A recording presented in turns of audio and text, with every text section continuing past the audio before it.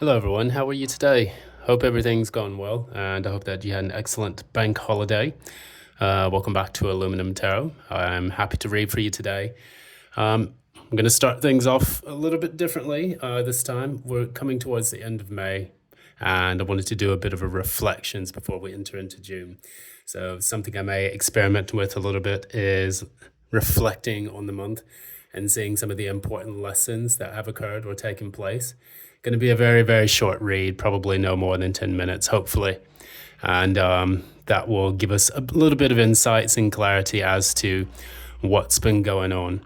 So I'll just simply read 3 cards from a tarot deck and then pull with the clarifier. I've brought a few new decks with me. This is the Wild Unknown Tarot. It's got some excellent artwork. And then we have the Moonology Oracle deck. So I want to use a little bit more of these, read them in the upright, and also, spice things up a little bit. And, I'm going to give my other 2 cards a break because I basically just vandalized them from shuffling them so much. And, but, these are my trusty dusties right here. I love them. So anyways, we're going to kick things off. So if you like what you see here, please be sure to give a like, share, and subscribe, and please ding that notification bell so that you don't miss any updates from future postings.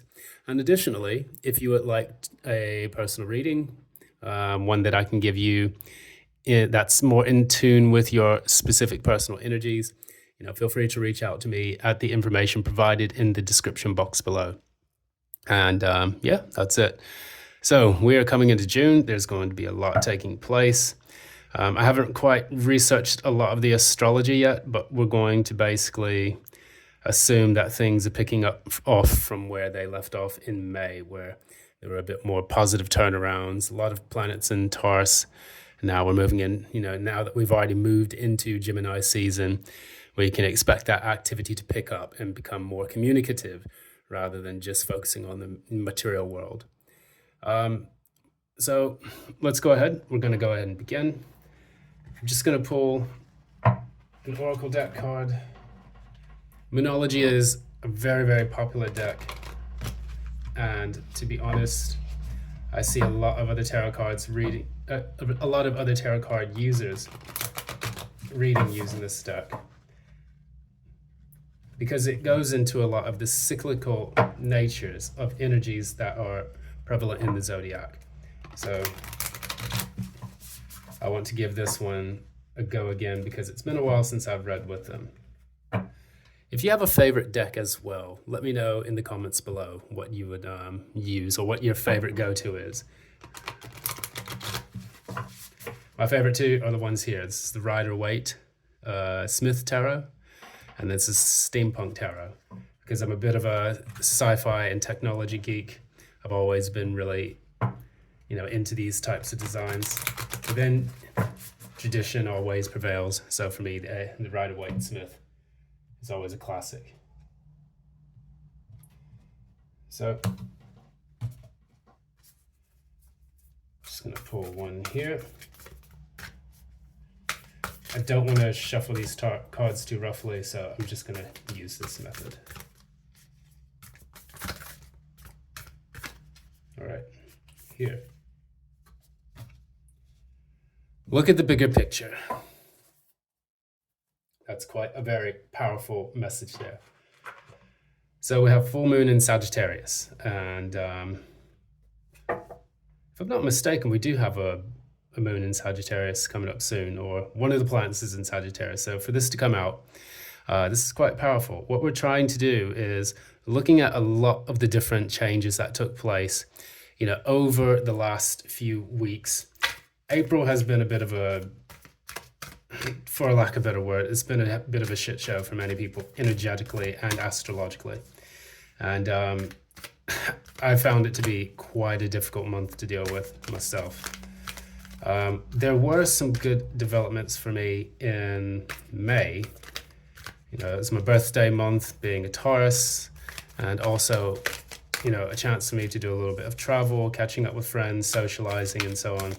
So I found it to be quite uplifting after the rain of April. So as I would tell people, April showers brings May flowers.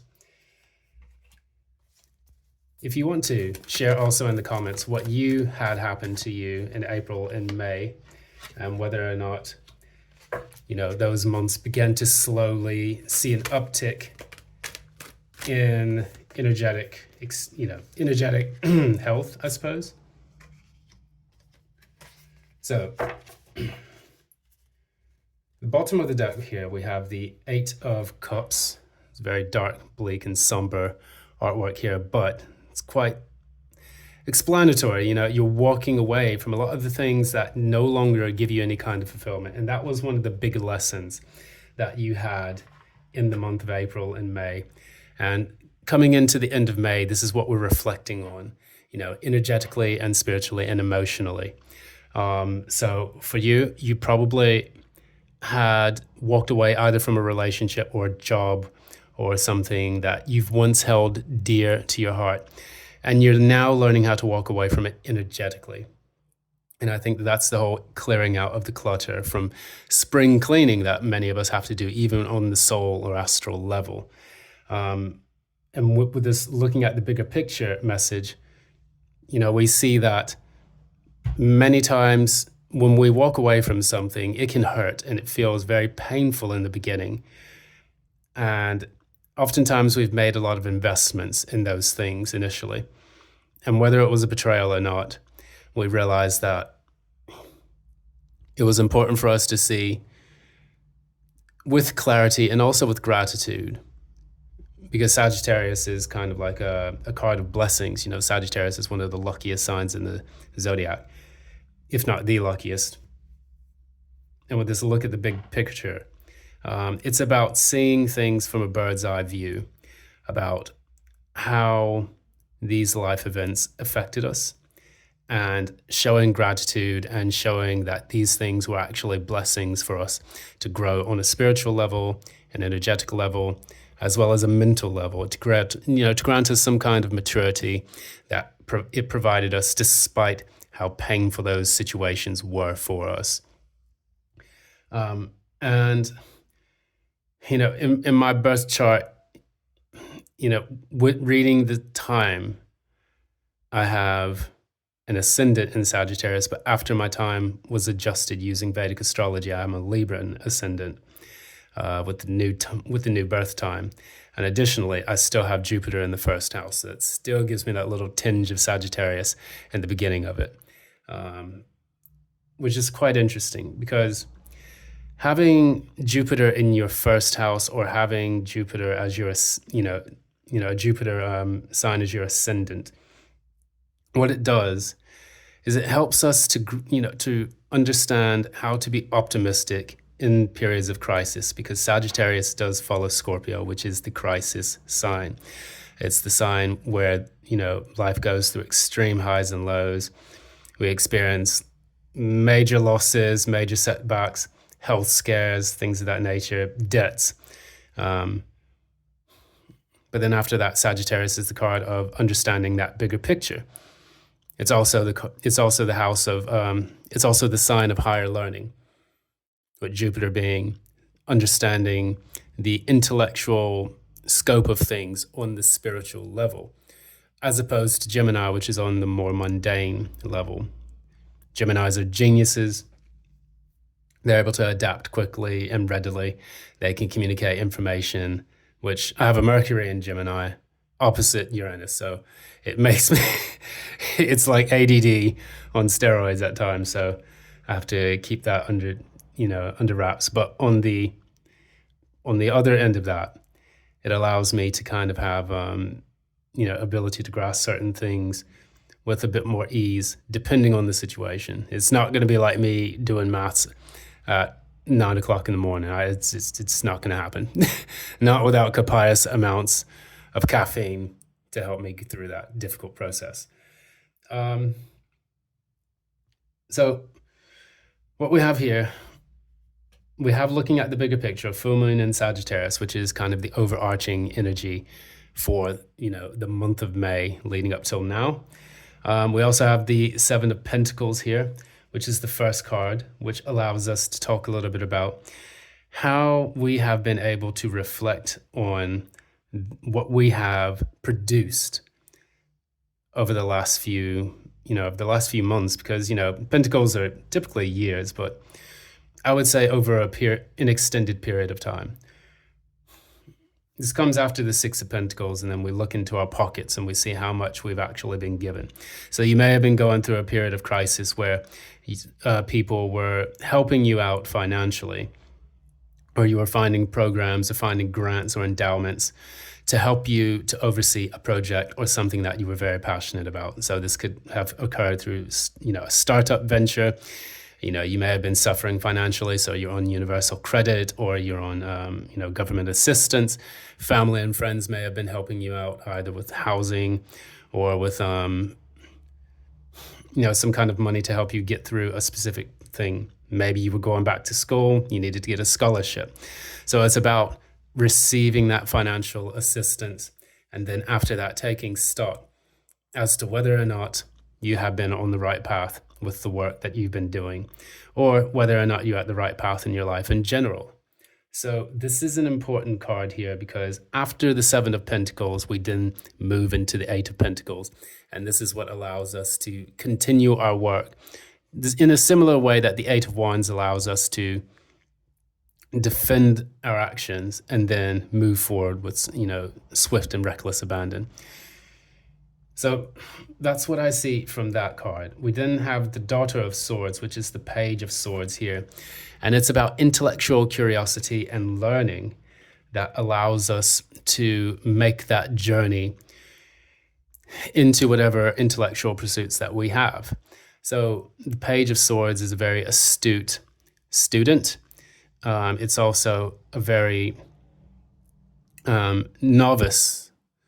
It's very novice at something. Like, so for example, you start a class, you want to start to learn about a specific subject, or you want to get into, a new trade, or you want to learn a programming language, or you want to even learn some painful truths about your own life. The Page of Swords is exactly where we find those things, because the page learns how to wield the sword. The sword is a double-edged object. In one way, it cuts out what we no longer need, but in another way, it's a very painful thing that can tear out our heart, which is why we have the Three of Swords, which is, after that period of indecision and pausing to reflect on something,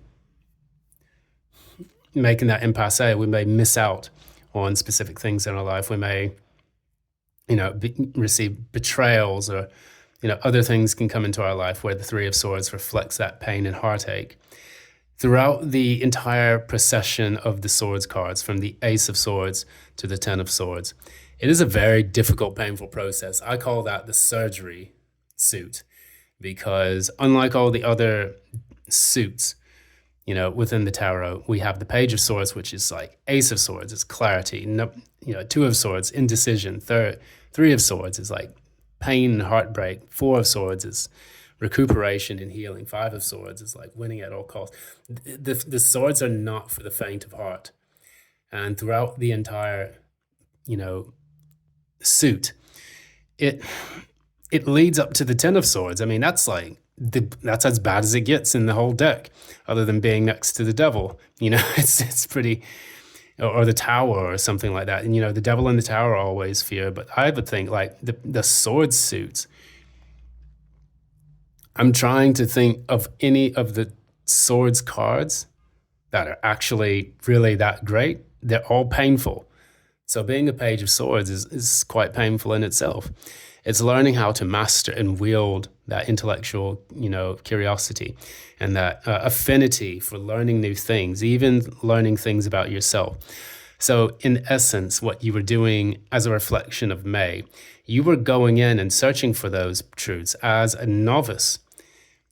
Maybe in the past we focused so much on our emotional side of it. Woe is me. Why am I feeling this way? Why is life being such a dick to me? Or, why is the universe taking so long and, allowing me to receive blessings? The Page of Swords allowed us to go back in and to understand the painful truths surrounding a lot of the intellectual, the spiritual lessons that we had to deal with. Because, in many of these cards, we have very little coloring because this is about the unknown.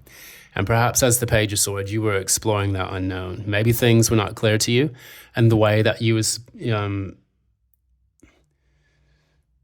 I'm getting the expression, in the way that you were learning and developing and growing. You probably didn't know where your next paycheck was coming from. You probably didn't know what was the full story about the person that you were with that may have, betrayed your trust. But these little embers right here in this owl, the owl is able to see in the darkness, and it's often equated with the deity in I think it was Greek mythology, Sophia. So we always have the owl here who is able to be very perceptive even in the darkness, and that represents being able to see the light even when in your life you're surrounded by nothing but darkness. And that's a very powerful card here. And it's actually balancing on this sword, so it shows like perfect harmony with the intellect, learning how to wield and master that. And these little embers here are kind of like the little epiphanies and the small, bits of understanding that you gained from what you've been searching for. So I love this card. I love this card for some reason. I love owls. They're one of my favorite animals, along with the seal. And, I'm getting closer and closer to spiders. I have very, very strong spider totem, not just physically, but also, spiritually and mentally. So that said, we now have the Father of Wands, which is the last part of this reading. We go into the Father of Wands is just represented here by a cobra around a tree. So this indicates that as King of Wands energy, we are now taking those lessons that we've learned and we're actually finding ways to apply them in a masterful way, moving from air as the Page of Swords into fire, which is full out action. So by the end of this month, I can definitely see that you were, rather than sitting around and over intellectualizing what you were going through, you then decided to take action, and you were doing it in a big way, bossing up. And for example, so instead of staying in a period of financial lack, you decided to take a course that would help you to upskill so that way you can make more money in the future. Instead of worrying about where your next, instead of worrying about whether or not you would find love again, you decided to put yourself on dating apps or going out and meeting people, going to meetup.com to find the class, to find groups that you could connect with. For me, one of the things that I'd like to do, in the near future is get into a bike social. So that way, I can do some motorcycle trips around, the UK and enjoy my time with people instead of just riding solo all the time. And I think that would be an amazing thing to do. So that would be my way of like getting out there and meeting new people, not just the people I know in everyday life, but also the people that I have the potential to meet. And, going out there, being social, being active, because the King of Wands is also a very, very charming go-getter type person. He's not the type that would stay around or be, introspective. He's the one that goes out and gets things done. So I see that energy moving from earth to air to fire. There's no water here. And that's very interesting because that could indicate that maybe over the course of May, you felt emotionally depleted and you want to get unstuck from that energy. And maybe now that you're actually doing that, you're moving from that earth energy to the air, gaining those insights and perspectives, and then to fire, which is now taking action, bold and daring action. So that's what I get for the month of May. Let me know if you like this as well, because this is just something I've thought about on the fly. I wanted to see if it works with people. And now that I have my other decks with me, I've gone back and gathered some of my decks around and try to incorporate some new lessons into this, because I think it's important for me to keep things fresh, but also keep them varied. So that way, we can add some depth to some of the lessons. But yeah, that's pretty much the reflection spread. I think that's going to wrap it up for this one. If this is once again Aluminum Tarot, thanks so much for joining again. Hope you had a great bank holiday. I had a great time in London. I'm just gonna chill out again, back up here, up in the north. If you like this reading, please be sure to like, share, and subscribe. Ding the notification bell so that you don't miss any updates from future postings. Also, if you would like a personal reading, please be sure to reach out to me in the description box below. Please avoid the scammers. And thank you so much for your time and attention. Have a great day. Until then, bye now.